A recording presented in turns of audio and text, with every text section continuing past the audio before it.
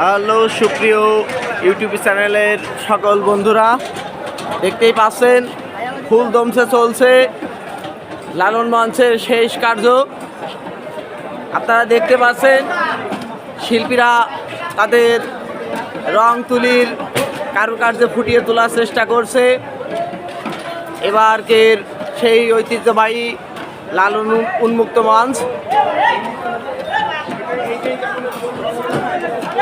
আসলে দেখতেই পাচ্ছেন এখনো মেলার দুদিন বাকি, তারপরও আসলে আমাদের এই ডিউটিরত ভাইটি অনেক চেষ্টা করেও লোকগুলোকে ঠেকাতে পারছে না।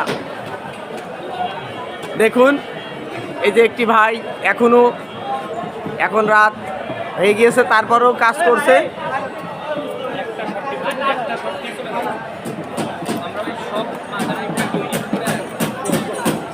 দেখতেই পারছেন শিল্পীরা তাদের অক্লান্ত পরিশ্রমে রং তুলির মাধ্যমে ফুটিয়ে তোলার চেষ্টা করছে এবারকের লালন মঞ্চটি।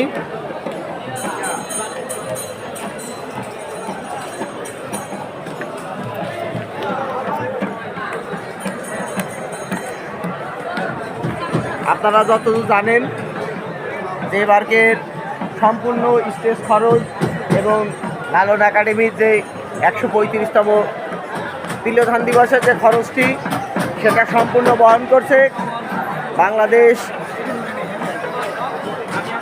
অন্তর্বর্তী সরকারের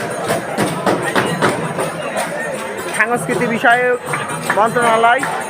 তারই আঙ্গিকে দেখতে পাচ্ছেন। দেখুন আগামী 17 অক্টোবর থেকে লালনের 135তম তিলোধান দিবস শুরু হবে। তারই আঙ্গিকে চলছে জোরসর এই পরিবেশ।